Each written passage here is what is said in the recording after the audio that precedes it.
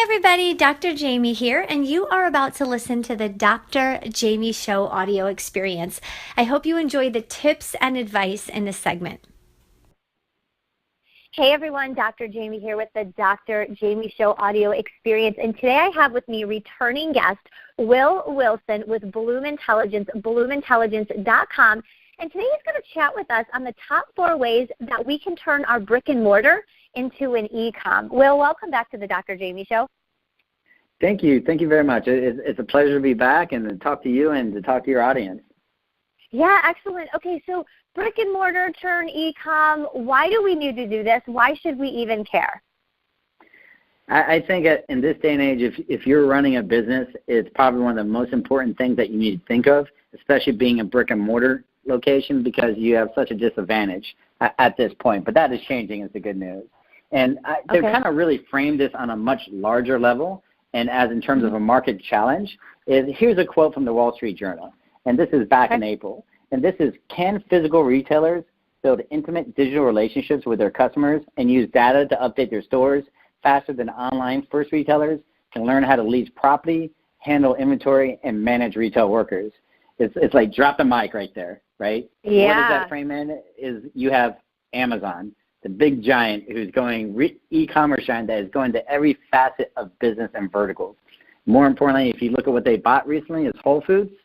And why are they buying Whole Foods? Is because they're able to apply their business model, which is being able to record, analyze, and react to customer behavior in real time and bringing it down to the physical location. That saves in your inventory costs. That saves in the personalization of your customer experience, where you're able to maximize and increase your frequency and spend of your customers. You also see this across the restaurant space, right? This exact same piece is happening there. And from the 2017 Restaurant Technology Study, using data insights to drive decisions is the single biggest weapon in this war to remain relevant in the world of the new consumer. Really just speaking to your consumer is interacting with your brand much differently than it was 10 years ago. They're spending 2 to 3 hours on their phone. They're going to your website before they get there. They're looking at your ratings. They will go to your store to try on something, leave, look, compare it online, and then come back in. Or in a restaurant, they'll come in and they'll start talking to their digital peers before they even, while they're in your restaurant, talking to you, talking to their friends about their experience at your location. So it's very important to start thinking through this process. Okay, so now you've got the listeners are like, okay, I have a brick and mortar. I need to turn a little more e-comm. What are some of the ways that the listeners can go ahead and do this? So let's start thinking about the basics and like the first steps of what I think about what a business needs to do. In the traditional online model for acquisition of clients, they will advertise, say, digital products, offline products, with specifically driving people to specific landing pages that are really speaking towards what that customer is looking for. And on that landing page, they are capturing customer contacts, right? When they're capturing that customer contact, that's allowing them to basically advertise to that person moving forward pennies on the dollar. So that's the first step, is start thinking about, hang on, if someone's coming into my location or coming into my area, how do I capture their customer contacts? How do I use that so now I can start re-communicating to them when and where they want me to communicate to them? So really start like at that first basic step. Does that make sense? Yes, it does. And I've talked to you before off the show, and that's something Bloom can help with, is sort of when someone walks into a physical location, you have the ability and the knowledge to be able to trap some of their contact information. Is that right? Yeah, so I think the first, and I was going to speak to this second, is as soon as someone walks into your location, we understand what people are doing because everyone has a cell phone on them, right? And at that point, we're collecting anonymous traffic data around that person, location data. And that speaks to, what I was going to speak to is understanding what is happening with your customers. Start finding ways to measure customer behavior because that will drive deep customer insights. With those insights, you're able now to, when you're communicating to them or when you're marketing them, because you capture their customer contacts, right, is when you're marketing them, you're speaking to those insights, and you're also, outside of marketing, you're using that in terms of your operations. And that creates a process, right? So I'm just going to kind of walk through those 4 steps because it kind of blends together of how I think about it. is on the top line is you want to measure customer behavior as soon as they're walking into your location. You need to look at all the variables that makes your business successful, and you need to be tracking that within their behavior. Within that, at that same time, you want to be able to try to capture their customer contacts, whether you're doing that at the point of sales, meaning you're asking for their contact information, maybe to get onto a loyalty program, or with Bloom Intelligence, you can do it when they opt into your Wi-Fi landing page, and then you're getting a bigger understanding, getting their contact information. But then you're also starting to grab their demographics, right? And then you're using all that information to build deeper customer profiles. Once you have deeper customer profiles, now you use that insight towards your marketing in terms of personalizing the customer experience through maybe email marketing, SMS marketing, because remember, now that you've captured it online, right, from online, now you're bringing it down. You're advertising online, driving them to where you're capturing their information. Now you can remarket them pennies on the dollar, and you do it when and where it's appropriate. So you need to decide at what point in the customer journey should I be reaching out to really market towards them. Does that make sense? Yes, it does. Absolutely. So we want to track their contacts. We want to really sort of figure out when to, we can use this data, I guess, to market back to them, and then to when are we going to reach back out to them? Am I hearing those sort of the flow of it right? Yeah. Finding the appropriate place to interact with your customers, whether they're online, at your location, or maybe even walking by your location. And what I think a lot of businesses get lost in is they think that this is a super hard and difficult thing to do, right? And the reality is it starts with just researching and understanding your own business, identifying your areas of opportunity, right? When I say your areas of opportunity is, think to yourself, how can I measure customer behavior? What are the key performance indicators that are important to my business that mean success for my business that I can measure now, and let me create a benchmark, right? Now that I have my benchmark, I can use the concept of Kaizen.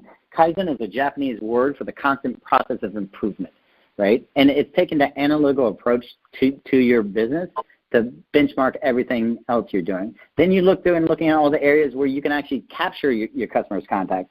Again, it could be online. It could be when they get on your Wi-Fi landing page. It could be at your point of sales. It could literally be the old-fashioned way of dropping your business card into a fishbowl, right? There are many ways to do that. And the biggest thing is as you build your customer profiles, you need a place to record that information or automatically build it. And when you are recording and looking at over time, you start seeing insight. Once you start getting that insight, you tease that out to start personalizing that customer experience. And that, at the end of the day, if you use it in your marketing and you're tracking it, is going to increase your customer frequency and your spend. And that's really one of the things that Bloom Intelligence really does for brick-and-mortar locations is we're bringing the e-commerce, the power of e-commerce to physical locations, and we're automating that entire process. So once you set it up, it just works for you. And just like anything else, is I like to think about life as about the multiplication effect, is where in my life, where in my businesses, can I find a thing that I can do that is a multiplier, meaning I put 1 ounce of effort into it, and it puts out 10 ounces. That is very important in my opinion. I love that. That's a great tip as well, just for general life. But that's so true. Kind of get started, put a little bit of the work in. Bloom can help you with that for sure. And then that's it. It keeps multiplying because you keep trapping customers' information. You get to use that for marketing. You get more interaction with your customers. So I absolutely love it. So if I kind of lay out the steps for everyone, the 4 steps here. So you want to track the customer contacts. You can use it for marketing. You can reach back out to them. And what would be the one that I'm missing? How would the order go? Okay, but if I wanted to simplify it in terms of the broad value, I would say find ways to measure customer behavior at your location. Okay. Find ways that you can capture their customer contacts. Use that data to build strong customer profiles, whether with its customer relationship management software or in another place. And then use that insights that you're gaining in your marketing campaigns that are focused on actionable results, such as increased customer frequency, increase your spend. So using marketing to do that. But I'd put one caveat in there, which is very important, that it cannot be about you and your business. The messaging and the things you do need to be about your customer and the value that you're providing them. And you need to respect when and where they want to interact with you. Meaning, for example, it's perfectly all right to collect anonymous data to understand who your business. You're not infringing on their personal information and where they want to be reacted to. And then you find ways where they want to opt in because you're going to provide value to them to opt in, so you can do that deeper personalization of that capture of the customer contact, right? So really being laserly focused on creating customer value and understanding what customer value is, not just what you perceive as value for your business. Well, and you did a great job of talking about putting yourself in the customer's shoes in our previous episode. Listeners, you've got to check it out. Will talked about the top 4 ways to get business reviews. There were some awesome tips. I was taking notes the entire time. But one of the things was really about putting yourself in their shoes, and the way that you market and interact with those customers needs to be through their eyes and their experience. So, Will, I always appreciate you being on the show. Thank you so much for joining us again today. Thank you very much. It really is my pleasure, and I look forward to future opportunities where I can dialogue with you, because as you, I always like to learn, right? And we learn from everywhere. We will definitely have you on again, Will. Thank you so much. Everyone, you are listening to the Dr. Jaime Show audio experience with Will Wilson with Bloom Intelligence, bloomintelligence.com. Do me a favor, go to YouTube, iTunes, Google Play, and rate the Dr. Jaime Show 5 stars. You know the drill. And go ahead and comment below with your biggest takeaway for this particular episode. Have a great day. Hey everybody, thank you so much for watching the Dr. Jaime Show episode this week. I really hope that you enjoyed it. Do me a favor and subscribe to me on iTunes and YouTube. And of course, please give me some feedback on the show. Looking forward to reading it.